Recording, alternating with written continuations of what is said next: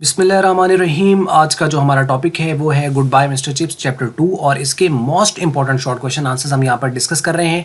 अहम सवालात व जवाबात। ठीक है, तो आइए हम देखते हैं इसके अंदर जो दूसरा चैप्टर है इसके अंदर हमने कौन कौन से सवाल करने हैं और यही सवाल है जो आपने करने हैं। बाकी चैप्टर आपने पढ़ लिए, कोई शॉर्ट कहीं से कुछ भी बन जाए तो वो उसके अंदर कोई प्रॉब्लम नहीं होता, लेकिन मेन ओवरऑल जो जिनकी चांसेस ज़्यादा हैं वो ये वाले क्वेश्चन हैं और 5 सवाल हैं इसके अंदर टोटल। आइए हम इसको क्वेश्चंस भी पढ़ लेते हैं, साथ इसका आंसर भी पढ़ लेते हैं। पहला क्वेश्चन है, what type of school was Brookfield. जो ब्रूकफील्ड था ये किस तरह का स्कूल था। तो बात करते हैं कि Brookfield was established as grammar school during the reign of Queen Elizabeth. कि जो ब्रूकफील्ड था इसको एक ग्रामर स्कूल के तौर पर क्वीन एलिजाबेथ के दौर के अंदर जो था वो बनाया गया। It was a boarding school, ये एक अकामती स्कूल था, मतलब बच्चे वहीं रहते थे, हॉस्टल भी यानी उसके अंदर बना हुआ था। It faced many ups and downs in its reputations. इसके अप्स एंड डाउन्स में बहुत सारे इसको जो है अपनी शोहरत के अंदर इसको अप्स एंड डाउन्स देखने पड़े अपनी शोहरत के अंदर।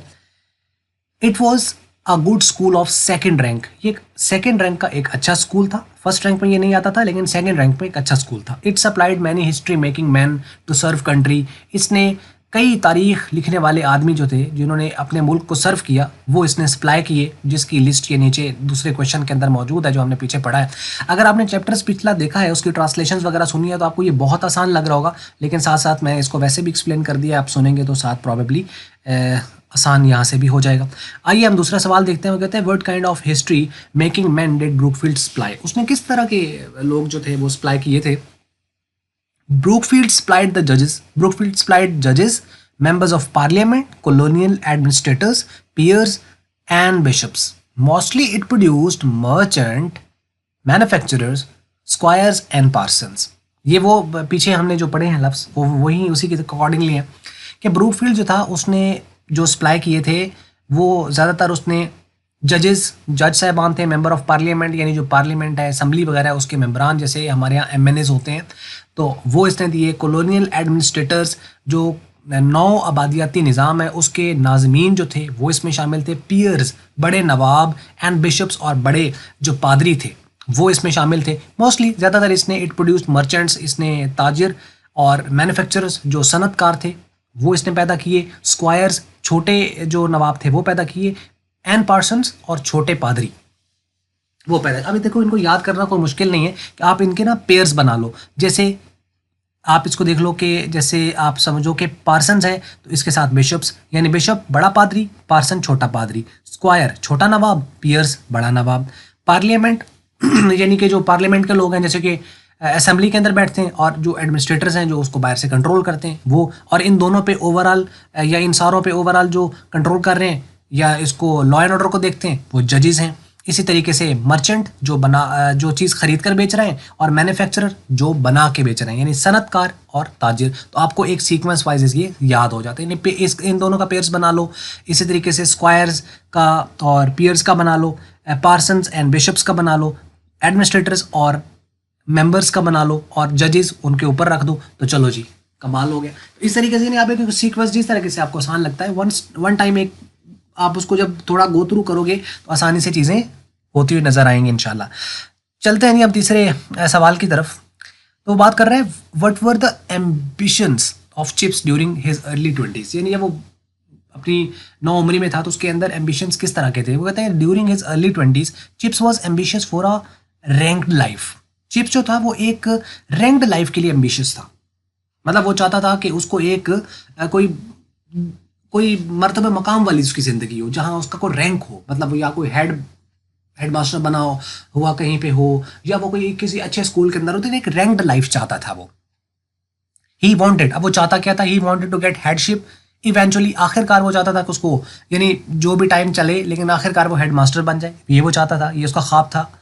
और एट एनी रेट या किसी भी तरह a senior mastership in really first class school, यानी किसी अच्छे स्कूल के अंदर जो वाकई एक फर्स्ट क्लास का जो स्कूल था उसके अंदर कम से कम उसको सीनियर मास्टरशिप तो मिले ही मिले। ये दो उसके थे कि या तो वो सीनियर मास्टर हो जाए तो वो किसी अच्छे स्कूल में हो, नहीं तो जिस स्कूल में वो है वहां पर उसको हेडशिप मिल जाए।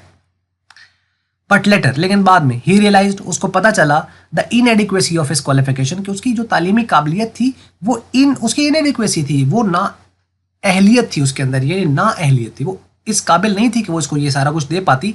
And he settled permanently the Brookfield, और फिर वो ब्रूकफील्ड में परमानेंटली सेटल्ड हो गया। ये बात आपको यहाँ से पता चल जाती है। तो यानी शुरू में वो उसके ख्वाब ख्याल थे, लेकिन बाद में उसको रियलाइज़ हो गया कि ऐसा कुछ नहीं हो सकता, तो उसका एम्बिशियस वहीं पे ख़त्म हुआ और फिर पूरी अपनी उसने जो ज़िंदगी थी वो उसने ब्रूकफील्ड को सर्व करते हुए गुजार दी। What was Chips status at the Brookfield at 60? 60 साल की उम्र में उसका क्या स्टेटस था? अब उसने देखे ना चैप्टर 2 के अंदर उसने बताया कि 40 साल में ये था, 50 में ये था, 60 में ये था, 65 में ये था, तो 60 साल का वो पूछ रहा है, तो इसके अंदर उसका क्या स्टेटस था? तो at the age of 60 Chips was a complete Brookfield, वो एक मुकम्मल ब्रूकफील्ड था, अपने आप में वो एक ब्रूकफील्ड था, मतलब वो 19 साल उसको हो चुके थे, बल्कि at the age of the 60 उसको बहुत ज़्यादा टाइम हो चुका था वहाँ पर, क्योंकि 21 साल के अंदर उसने उसको ज्वाइन किया था। तो इतना ज़्यादा टाइम स्पेंड करने के बाद अब उसको बहुत सारी चीज़ें क्लियर हो गई थी, और उसको यानी कई उसने नस्लें पढ़ा दी थी, 3 नस्लें जो थे उसने पढ़ा चुका था, तो ईच एंड एवरीथिंग उसको ब्रूकफील्ड के बारे में और तारीख के बारे में सब कुछ पता था, तो वो खुद ही ब्रूकफील्ड था। He was called as guest of honour, उसको गेस्ट ऑफ ऑनर यानी एक क्या इसको उर्दू में कहेंगे, यानी मेहमान खसूसी के तौर पर उसको बुलाया जाता एट द ओल्ड ब्रूकफील्डियन डिनर्स, यानी जो पुराने जो तालिब इल्म ब्रूकफील्डियंस उनको जो ज़ियाफ़तें दी जाती थी यानी खाने दिए जाते थे, उसके अंदर उसको गेस्ट ऑफ ऑनर के तौर पर बुलाया जाता था मिस्टर चिप्स को।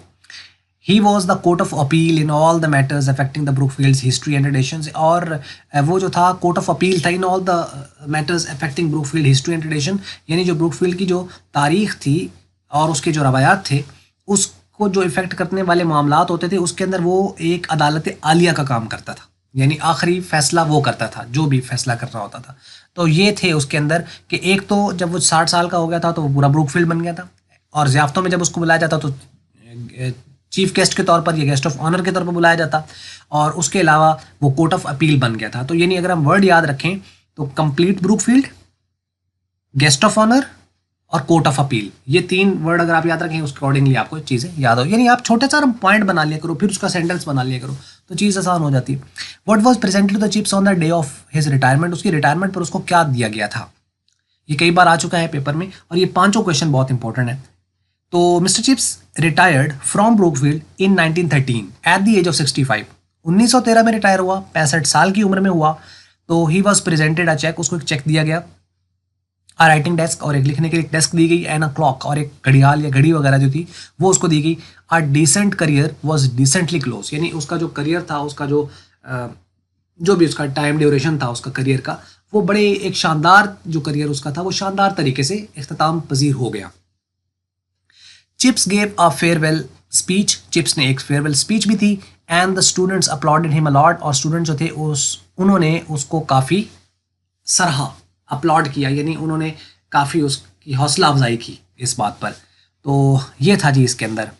तो ओवरऑल क्या था कि 13 में 65 साल की उम्र में रिटायर हो गया, उसको 3 चीज़ें दी गई, cheque, writing desk and clock, और डिसेंट करियर उसका यहाँ पर क्लोज हो गया, और फिर उसके बाद उसने आखिर पे स्पीच दी और फिर स्टूडेंट ने उसको अपलॉड भी किया। तो ये चीज़ें थी जो एक्सचेंज हुई।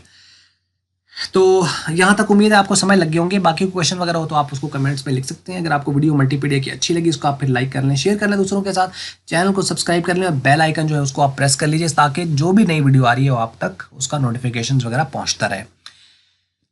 बहुत शुक्रिया वीडियो देखने का।